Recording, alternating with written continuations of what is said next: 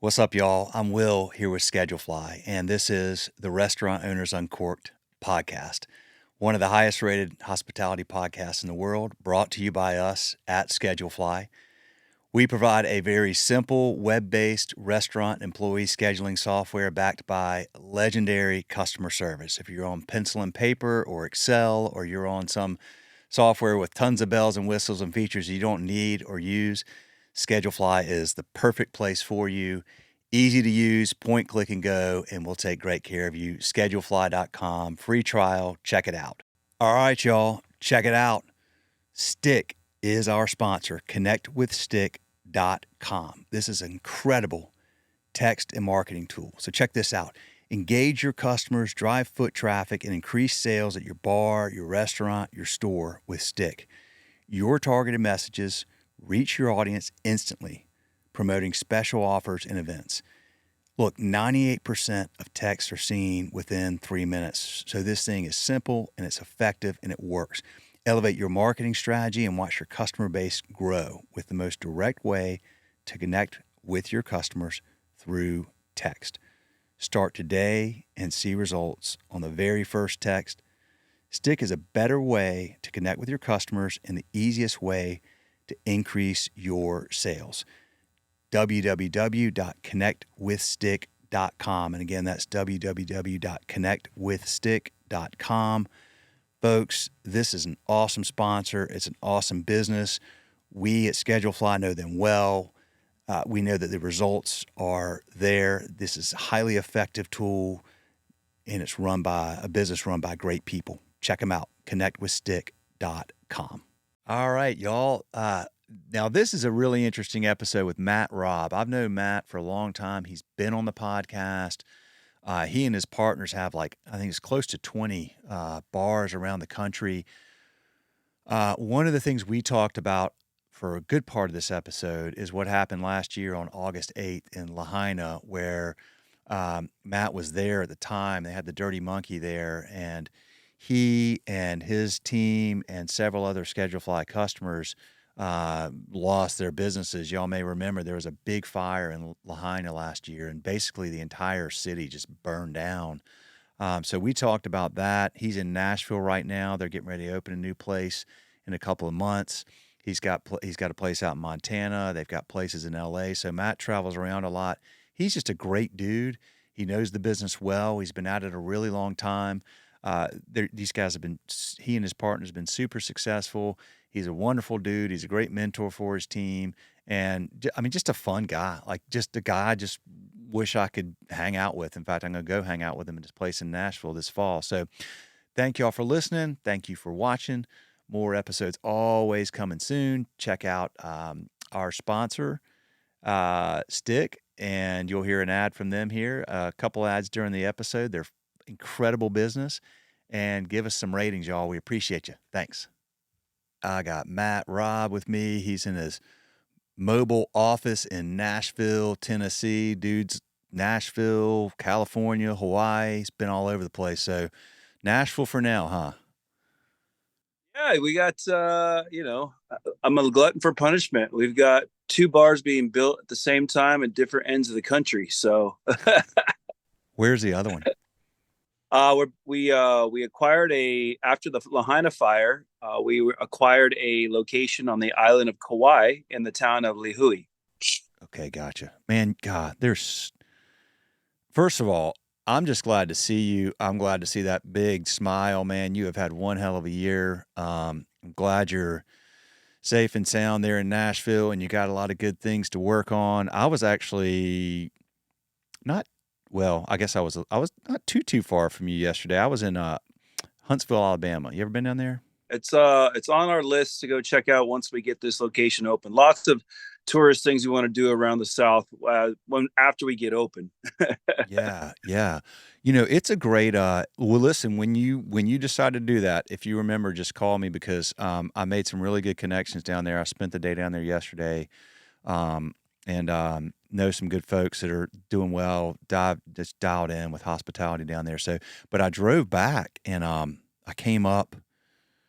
I guess it was through Chattanooga, but came up through Tennessee and eastern Tennessee and southwestern North Carolina. Beautiful freaking drive. It's been a little while since I've been in Nashville. I've actually only been in Nashville one time, and it was a few years back. We took an RV trip from North Carolina to Boulder, Colorado, with my family of five, and we went to Nashville. And I gotta tell you, man, it was very different than what, again, like that main drag. I was like, this is not what I had in my mind. But is that where y'all are? Are you somewhere out in the suburbs or? No, as you know, we specialize in kind of neighborhood bars. Yeah, So Nashville is one of the fastest growing cities in America, yeah, and the Nash Vegas craziness of downtown Broadway is one of the biggest draws in the country. I mean, it's taking Vegas by storm right now because of everything that's down there. yeah. But we like to be in the neighborhoods that are up and coming, growing, regentrifying, things like that. So we went about 10 to 15 minutes kind of northeast, I guess you could say, into a town called Madison. And what's happening is with all the development in downtown Nashville and all the development in East Nashville, people are getting, top dollar for the houses or the condos. So they're moving further. They want to stay in Nashville, but they're moving further east. So we purchased a property about 3 years ago. It's been a little bit of a nightmare trying to get permitting and all that stuff, but we finally are moving forward, hopefully getting in a opening date somewhere in October.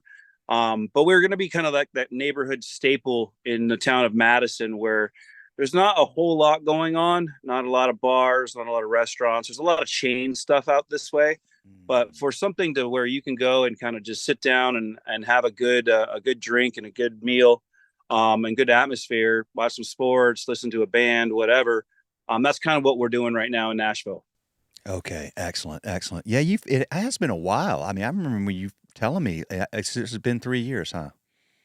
It's been 3 years. It's been a labor of love, a real live money pit. But as they say, without any hard times, the success might not be as great. So you got to go through the crying of the nights and things like that, and the city telling you can't do this when you want to do that. But all in all, it's a fun project, and we're super excited to be a part of the Nashville community, especially on the northeast side.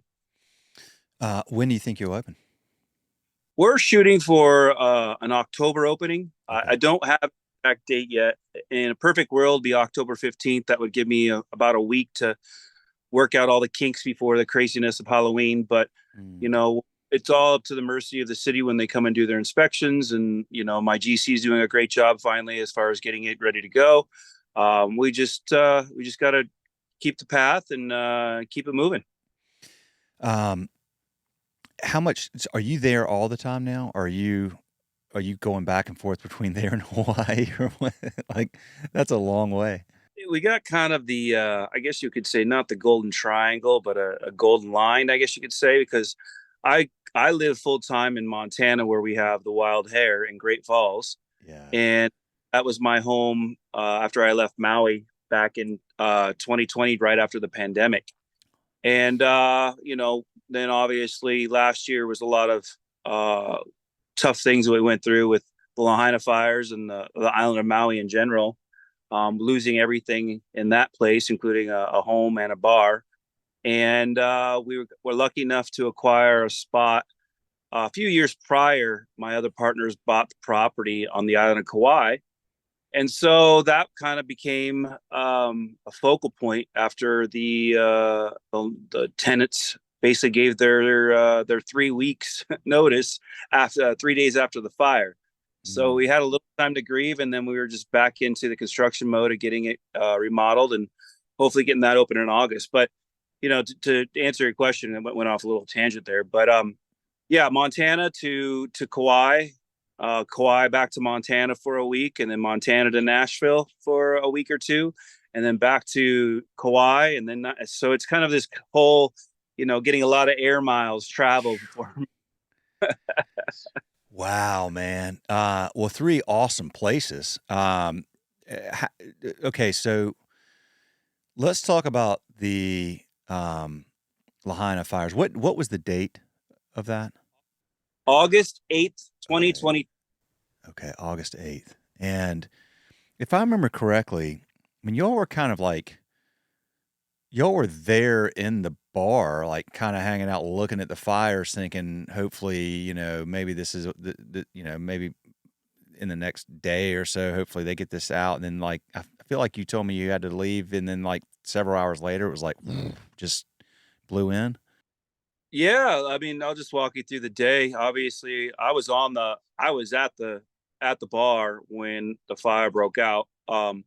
We had basically had no power since about 5 in the morning, and so myself and my operational manager went in there, just like we usually do. Sometimes when there's no power, we go in and we got our liquor order that morning at 8 o'clock. We got our beer order at 9:30. We got our Cisco order at 10 o'clock. And we kind of made the decision around 1:30 that we weren't going to have any power, so not to open. So we sent out the text 1:37 to the team saying that we were going to close for the day, and we'll revisit this in the morning. We had gone without power before, and it'd be fixed in the morning or a day or two. We weren't really too worried about it. And one of the things that was so eerie about that day is the wind kind of just came out of nowhere. From the time we took in our deliveries at 8 o'clock, there was a little bit of a breeze. By 1:30, it's a 50 mile per hour, 60-mile gust.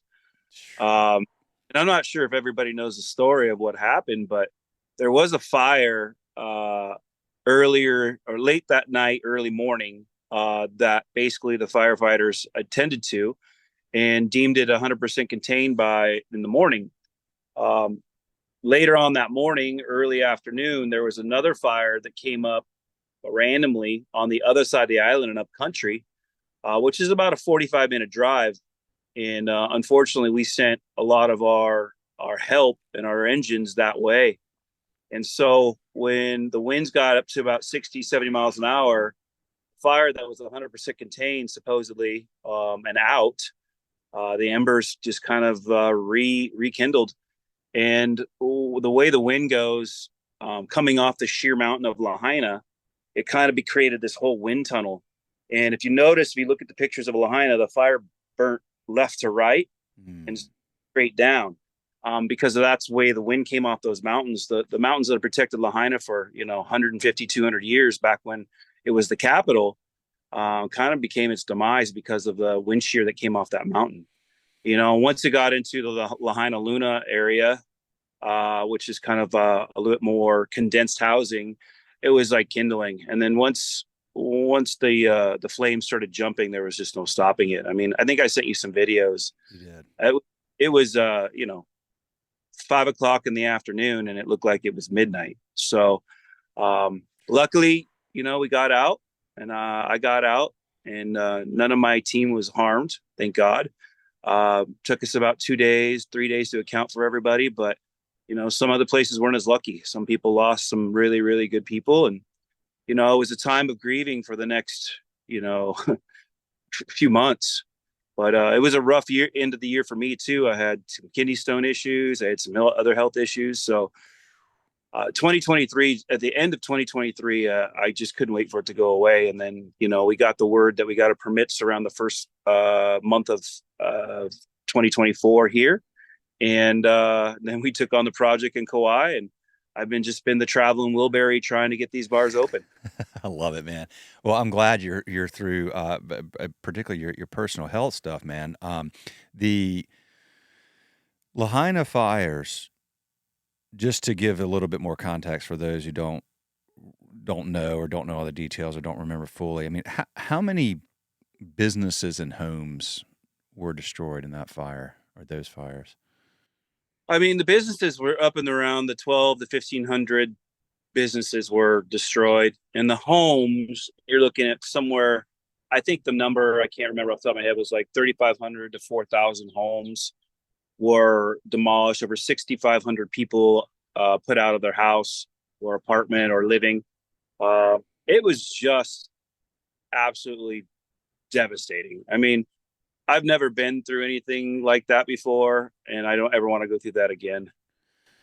Well, yeah, I mean that was I don't remember seeing anything like that before, where a whole town was basically just wiped out. What has been the result of that? For first of all, what's there now? I mean, I'm asking like really basic questions, but I mean, is there a lot of rebuilding going on, or is there a lot of just stalled process because of insurance and bureaucracy, or what's happening? There's a combination of about, I guess you could say off the top of my head, four things happening right now. Right now, the number one focus for FEMA and Lahaina in general is clearing all the sites. So you're talking about a process of one by one, home by business. Each lot has to be brought down to dirt. You have to take up the foundation. They have to haul it all the debris off. You're basically getting back a dirt lot of where your house used to sit. So depending on where you are with your insurance, if you're fighting with them or you've got your insurance card or you're waiting for them or whatever, that's kind of where it's at right now. But there's still so many questions that the leadership is not answering. Um, there's so many things that FEMA is doing that is great, but there's so many things that are just totally whacked. The way the local people being treated trying to find housing and what it's sad because there's so much to do. If we were, our guesstimate is it'll take them probably about 2 years to clear every site. That's what we're guessing. And if you're one of the lucky ones that had insurance or had good insurance and they pay you out right away, you can probably start the design process, I'm guessing, by the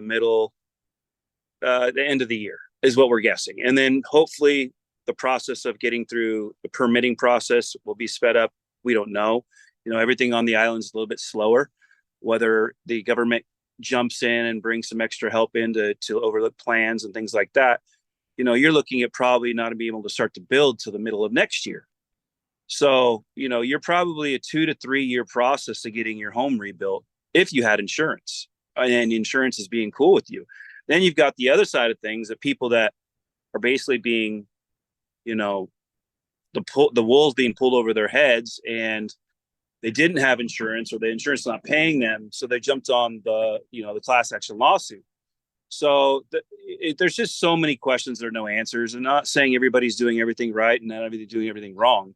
It's just very confusing on what's really going on over there with the process, and we hope that, it gets cleared up in the next year to what the process will be, how fast the process will be, and go from there. Because you're talking about rebuilding.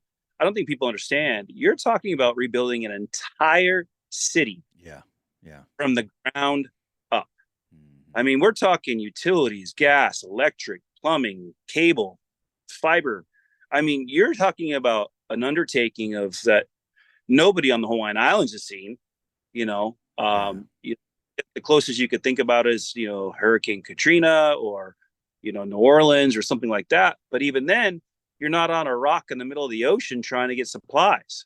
So can you imagine when these homes get approved to be built, where's all the material coming from? I mean, are you going to be sending 10 barges a day with lumber and building materials and electrical? We're building that bar in Kauai and we got a Home Depot because, there's some small mom and pops, but they don't got the big lumber and it's slim pickings. So we're trying to, bootstrap getting this thing built with hardly any materials on the island. So it's really tough. There's a lot of adversity, I think, that's still to come. But there's a lot of hope and a lot of excitement too, that Lahaina will be rebuilt. And one day we will be able to go back and have a place to enjoy. What about all your employees? It's kind of a melting pot right now where everybody went. Some went back to the mainland, because you can't find any places to rent. The rent is outrageous. The government, says they're going to do stuff, but they're not doing anything.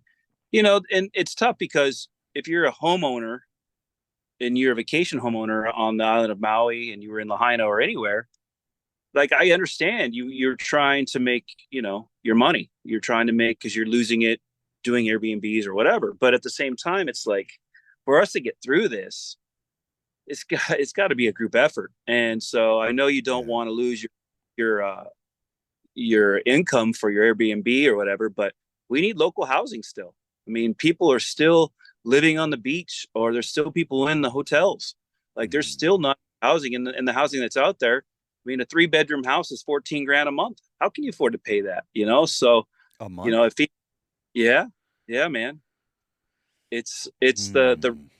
pricing and the housing market in Hawaii in general is just so crazy. I mean, a bag of Doritos chips is $12. A dozen eggs is $12. You want to go grab a loaf of bread, you're looking at $9. You're looking at grab a thing of salad, you're looking $13. It's This is really, really in Lahaina or in Hawaii? Hawaii and Maui. Holy cow! Really? Even on, even on Kauai, yeah. I mean, it's became the home of the super rich and vacationers and people that can afford those type of prices. For the locals, it's slim pickings and it's tough. It's really, really tough. So I don't Kauai. I don't know a whole lot about Hawaii. I mean, I've been to the Big Island 25 years ago for my honeymoon, but tell me about Kauai. Is the most northwestern island that is the closest to Asia. Okay. Uh, Islands. Okay. Um, when it's called the Garden Isle because it rains. There's a lot of moisture. Um, there's so many beautiful, beautiful parts of the island. It's almost like you've gone back in time. Not as back as Molokai, Yeah. but going back in time. Lihui's kind of the bigger city. You got your Costco's and your Safeway and whatever. But if you venture off into the west side of the island or the north side of the island, it's absolutely breathtaking. But it's the Garden Isle. It rains pretty much almost every day. It's very green and lush, and there's a lot of really true history there. Um, you know, but after the pandemic hit them really hard, a lot of the restaurants were forced to close and never were able to reopen. Uh, the staffing side of things on the island of Kauai is really tough. That was my Uh, next question. Yeah. yeah, so there was a pizza place across from where we're remodeling, and he'd been there since 2018, and he shut his doors about 3 months ago because they just couldn't find help. Mm. So it's really tough on the island. But to get back to your original question, how's the team doing? Everybody's kind of scattered. There's some people who went to the mainland to live with family, and there's some people that are found a job back on Maui on the other parts of the island, and there's people still not working. So with the island of Kauai, we're lucky. We're going to pull a few of our team members over to that island, and hopefully have a really solid team and get open and to be able to serve the island. All right. If food costs that much, then obviously your prices are going to be high, and I get it. There's vacationers and wealthy people living there, but where does staff live in an environment? Because that means rent's got to be really high too. Like where do they where do you live if you're working for y'all? Is there? I mean, there is affordable housing somewhere within driving Yeah, distance to be there for work, and kind of a crapshoot, you know, yeah. uh, kind of a crapshoot. We're working on trying to find a few spots, as well as some local people that want to work with us. But it's a challenge. My general manager that was at the Monkey, he'll be coming over to Kauai middle of the end of next month. He got lucky. We were over there one time just hanging out at a bar and ended up meeting a bartender that had a house that had a couple extra rooms. Mm. So it kind of it kind of worked out for him, but for a couple of the other girls, it's not. We don't know yet. So it's just kind of a crapshoot. But you gotta push forward, thinking that you're going to be able to provide and find something, or they'll be able to find something, and hopefully get it open. Okay. And so you're renovating an existing space. Yeah, it's an existing space. It's been a bar restaurant for over 70 years in Lahui. It's right at the port, so we get cruise ships about twice a month or twice a week, and the locals are super excited about it. I mean, it used to be a staple where everybody went to hang out in Pauhana and get to know everybody, and between a tourist and mixture. So I kind of look at it as it's going to be a miniature monkey. It's about half the size, Mm. and we're going to provide some entertainment, karaoke, and some fun things to go on, and some great craft beers. We've got a 16 craft beer system that we installed, putting some lipstick on a pig and trying to get it open and serve the people. Speaking of pigs, what's that? What's your hat right there? That is the naughty pig. That's mighty which good. is Okay. our bar over on Sunset Boulevard in West Hollywood, California, there in Los Angeles. Yeah. Uh, my business partner Justin, that's his spot with the boys. So we're tag teaming the Nashville project, which is great, and yeah, it's a fun spot right in the right on the famous Sunset Boulevard. All right, y'all, check it out. Stick is our sponsor, connectwithstick.com. This is an incredible text and marketing tool. So check this out. Engage your customers, drive foot traffic, and increase sales at your bar, your restaurant, your store with Stick. Your targeted messages reach your audience instantly, promoting special offers and events. Look, 98% of texts are seen within 3 minutes. So this thing is simple and it's effective and it works. Elevate your marketing strategy and watch your customer base grow with the most direct way to connect with your customers through text. Start today and see results on the very first text. Stick is a better way to connect with your customers and the easiest way to increase your sales. www.connectwithstick.com. And again, that's www.connectwithstick.com. Folks, this is an awesome sponsor. It's an awesome business. We at Schedulefly know them well. We know that the results are there. This is a highly effective tool, and it's run by a business run by great people. Check them out, connectwithstick.com. You know, I've been in Charlotte my whole life here in North Carolina, but I did spend other than 2 years, and those 2 years were out in Burbank of all places, and we spent a lot of time over there in West Hollywood. That was kind of like where we had to go to get out of the valley and hang out. So I'm very familiar with the area. I'm very curious what the reality is on the ground right now out there because I'm just continue to hear all kinds of just craziness, in LA and break-ins and crime and how is business out there? The LA bar business is definitely not what it used to be. I mean, I did 16 years there. I'm involved in three other bars there. We have a total of 12 in the portfolio there. It's just not what it used to be. It's interesting to see how it's morphed into this kind of realm of it's not the most popular thing to do anymore. And then you've got the ones pushing the envelope, like the cannabis bars opening up. Those are kind of like the new gold mine where, if you smoke cannabis because it's legal in California, you're going to open a bar with infused food and all this. So the lines are out the door for them. But for kind of your mom and pop or your sports bars, it really has been a different path since the pandemic. Don't get me wrong, they're still good in places, but a lot of the quality has gone. The food pricing is so high, so your margins have gone down. You're looking at minimum wage. I mean, just adjust at the Naughty Pig, our minimum wage jumped to, I believe it's $21 an hour in West Hollywood.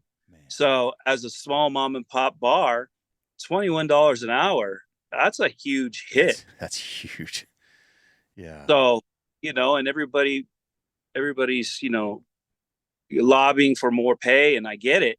But if you're the owner and you're not offering any kind of incentives or things like that, you're taking that on the chin and trying to figure out where do we pass this on to the customer, and it has to be through the product. Yeah, and the customers, like a lot of people that advocate for that kind of stuff, are also the people that may not actually go out and pay those prices for those people to be able to have those wages. That's a tough situation. That stuff tends to benefit big corporations, and Yep. That can spread that around at scale, and that's hard. That's hard for small business owners. It is, and it's interesting because whoever's who's lobbying for this. I mean, I understand from the employee standpoint what they're trying to achieve because we all were there at one point. We would have loved to have, an $18 minimum wage, a $21 minimum wage. I think when I started, I made $4.10 when I was 14 years old. Yeah. So I understand the price of living goes up, the price of, food goes up. Since the pandemic, everybody's kind of just, gouged everybody, if I could say that, because even the food purveyors, the alcohol purveyors, I mean, anybody that's selling any type of product since the pandemic is, if I could do a study, I would guess probably everything's gone up at least 25 to 30%.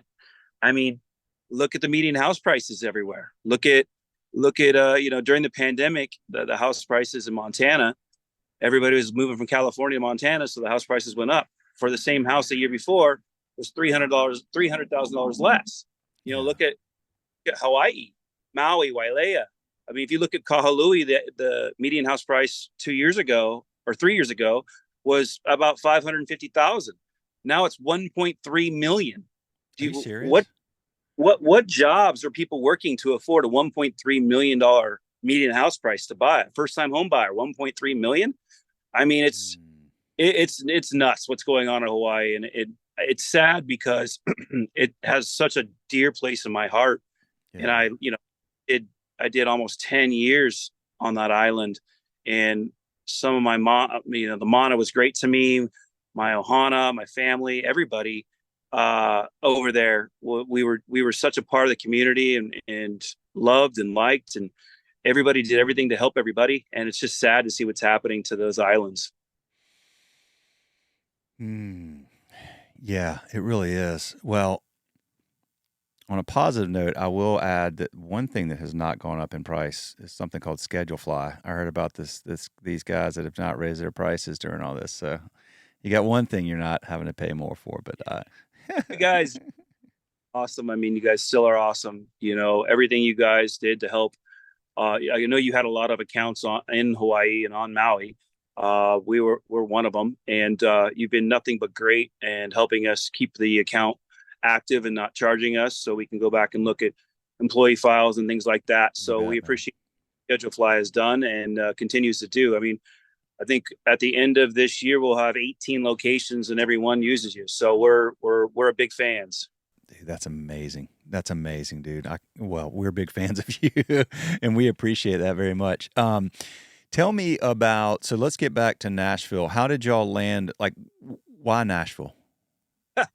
It's a funny story, actually. So, as you know, we have bars in the greater Los Angeles area. We have a bar called the Surly Goat in West Hollywood, right there on Santa Monica and Fairfax. And we had some pretty decent looking bartenders back in the day there. And a couple of them were aspiring artists, as they say. And they retired from the Surly Goat and moved to Nashville, got married, and married a real estate agent. One of them did, and basically wanted a place to go, have a drink and hang out with some friends and stuff. And so Alan, my business partner, got a call saying that the Josh, our agent out here slash husband, had found a location on 701 Gallatin Pike here in Madison, Tennessee. Used to be an old Sicilian restaurant called Smeraldo's, and there's some serious history in this building. I The bet. Rat Pack used to hang out in here. The rumor is Garth Brooks wrote a song in the lounge, and they actually have the original remakes of the Ryman Theater stained glass sides in there. So Oh wow. it was kind of like walking back in time. It was a fine dining restaurant upstairs. It used to be called the Harlot, and so it had double lava rock fireplaces in the dining room and in the lounge. And if you could think of what possibly went on back in the 60s and 70s in a Sicilian Italian restaurant, I'm sure it's got a lot of stories in those walls. So Oh, dude, I bet it has so many freaking stories. That is really, really cool. I got to get out there, man. I really want to come back. Like I said, I mean, we literally I was the guy who thought it would be a good idea to drive a family of five across the country to Colorado in an RV. And our first night, we stopped in Nashville at some really nice RV park outside of town. And then of course you can't drive an RV into town. And right. we got an Uber in, and then we went to Broadway, and we were just like, what is this? Like, again, I didn't really know what I was getting into, and all the, like bachelorette parties and all I wanted to do was see the Johnny Cash Museum. So that was the one thing I made my family do on that whole trip is I said, you're going to go to the Johnny Cash Museum with me in Nashville, and you're going to stay as long as I want to stay. And, but we Yeah. didn't really get to like enjoy the area. And I've got some friends, from high school and college that live there that just love it. And I hear so many great things about Nashville from people that have been there or that live there. And so I want to get back and just hang. It sounds like once you guys get open, I need to head out that way, man. Are you going to be around? Like, you're going to be there obviously to open, and I know you're doing your triangle, but like, will you be there a lot this fall? Yeah, the thing about Nashville is Justin and I will be pretty much here a lot at the beginning. I would say at least for the first 90 to 180 days, probably, because Yeah, we're kind of I don't want to say bootstrap company, but we basically we don't go out and spend big money on general managers and things like that, because in the small mom and pop bar, you really don't need one.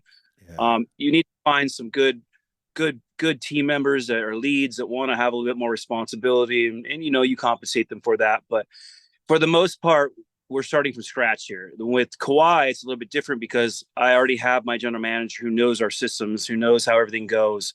We're here, we're hiring all new team members. So there's really no cohesiveness or, assembled team yet. yeah, So we'll be doing a lot of that when we get open, hiring and putting people in places and things like that. But the cool thing is everybody's super excited about this. Nashville is so unique in the way that everything works here. Yeah, you got the craziness of Broadway and the Nash Vegas, and a Bud Light or a Coors Light is $10, and a draft beer is 12, and a Red Bull vodka is 21. They have their own tax system down there. They have their own police department. Every major star has their name on a building, and there's music starting at 8 o'clock in the morning and doesn't end until 4 in the morning. So yeah. that's Las Vegas. But I tell you what, man, I've had so much fun in East Nashville at a couple of our buddies' bars, the Tiger Bar.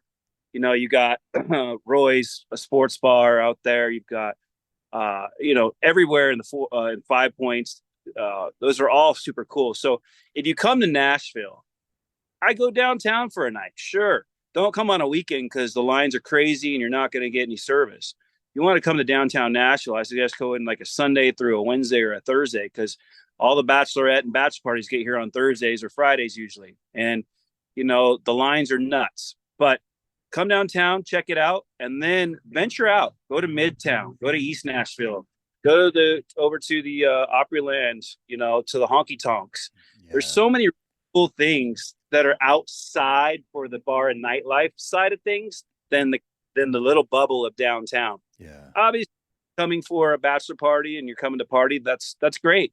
That's what they live off of. But yeah, if you're looking for where the locals go when they're not bartending down on Broadway making $1,000+ a night, you'll find them at D's over here in Madison. You'll find them at Roy's Sports Bar over there, in East Nashville. You'll find them all over the place. 5 Points, and those where they kind of hang out at the honky tonks, because that's where they go to have fun. And that's kind of what our goal is. Our goal is to build a spot where people that work in downtown or are being pushed out of East Nashville will have a place to come and be family and be treated right and have a great beer or a drink with us. love that, man. Yeah, I like the. I'm more interested in the. I mean, at my age, I guess maybe I'm about to turn 50, but I'm more interested in the history of Nashville and what Nashville Yeah. was, not necessarily what it's kind of known for now. I mean, like I listen to this. I listened to this podcast called Cocaine and Rhinestones, and it's by David Allen Coe's son, Tyler Mahan Coe. And this kid is like, I mean, if you know who David Allen Coe is, you'd be kind of surprised that I tell you his son is like wicked smart, and like, I mean, wicked smart, and spent thousands of hours clearly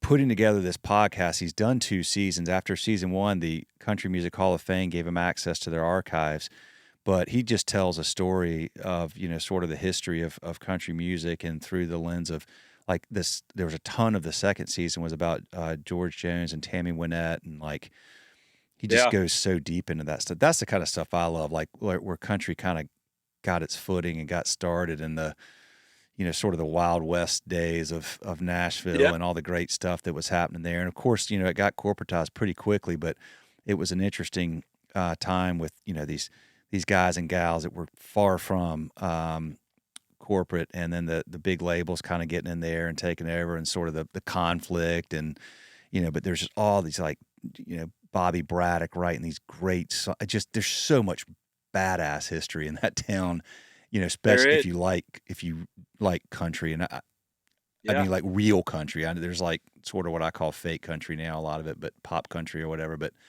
that stuff's fascinating. The original gangsters. Yeah, Uh, man.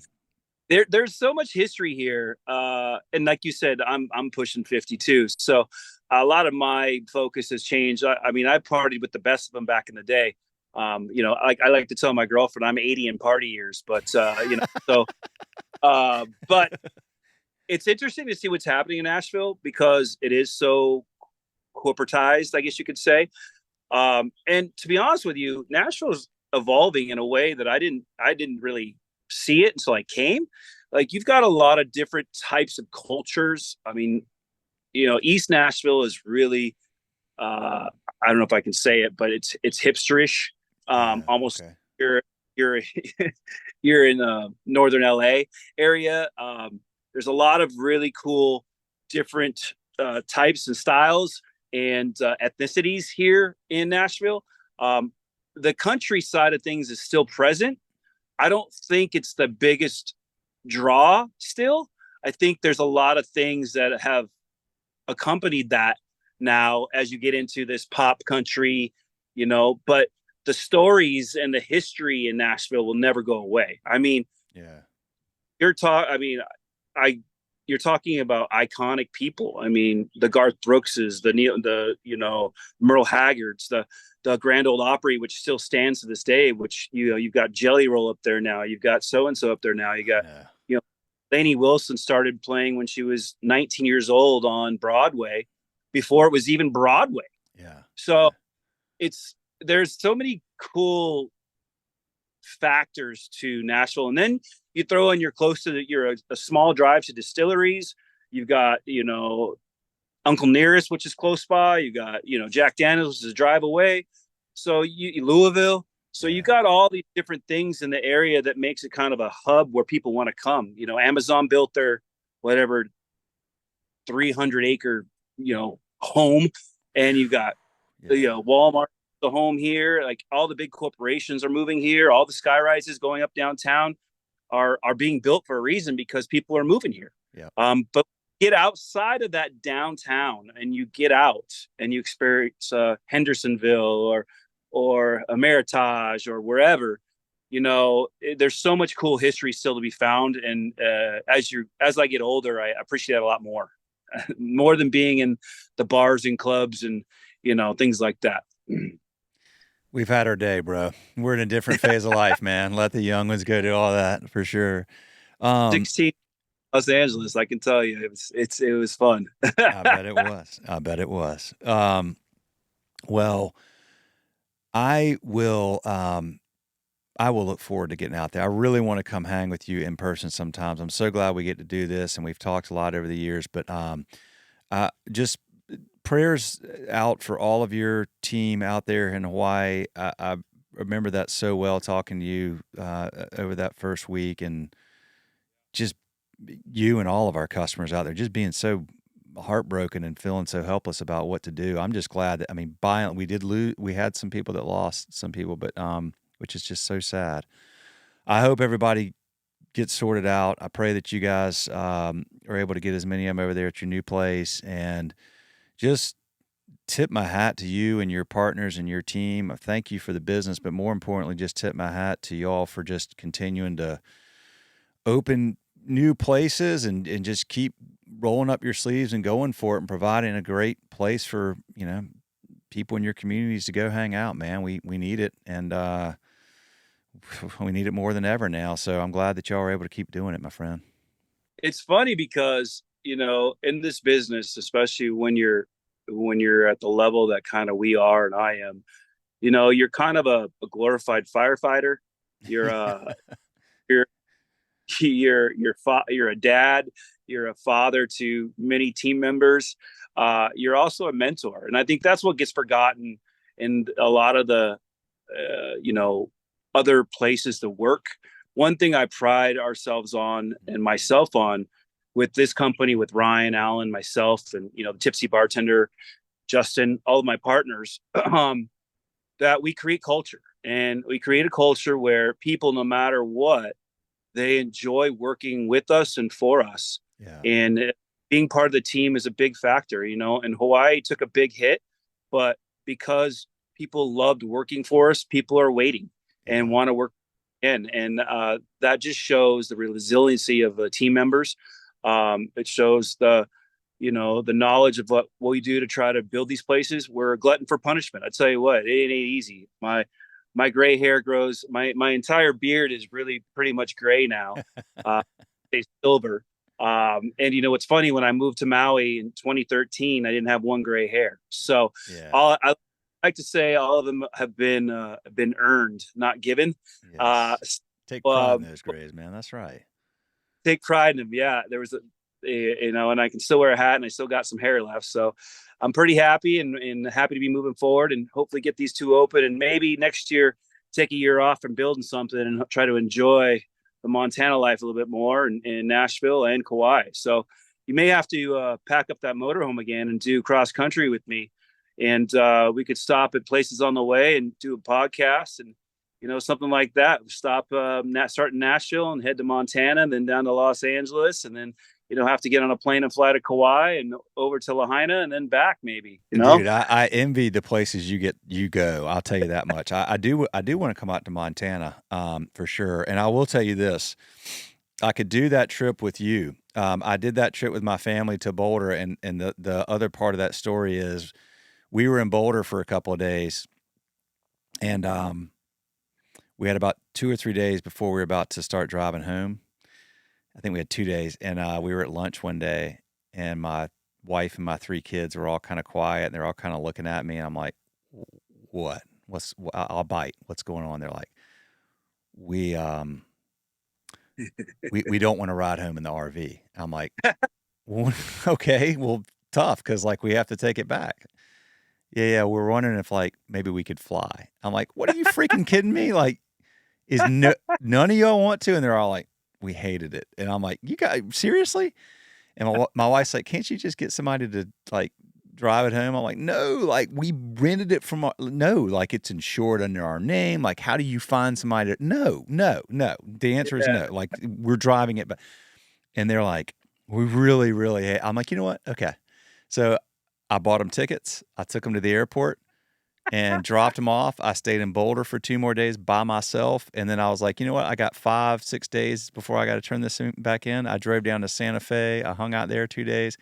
I drove that thing all the way back by myself. Podcasts, steaks steaks every night, podcasts and books, and a lot of alone time. So we've all agreed that that was worth the try. Not something my family's going to do again, but I had a great time hanging out by myself doing that. I will say that. I thought it was awesome. So I think it's great. I think maybe we look at that. Maybe we do a schedule fly meet and greet across the country, starting in Nashville at the Lucky Nut. That's I'd be down to jump on that train with you. the You stop it schedule fly all RV tour, man. I love it. We'd have fun, dude. I gotta tell you, when everybody found out that Lauren and the kids had flown home, and like yeah. all of I was getting text after text from my buddies that were like, "Hey, can I come out there and just ride with you?" Like, Yeah. ride back home. Like, I mean, because all the guys are like, "That's just great." And so, well, listen, man, I'm gonna let you roll. I appreciate you. I'm proud of you. I'm thankful for you, and I will. I'm gonna get out there this fall, man. We got to make that happen. I want to come hang when you guys get open. Yeah. Let's make it happen. All right, man. Have a good one, Matt. See ya. Talk to you later.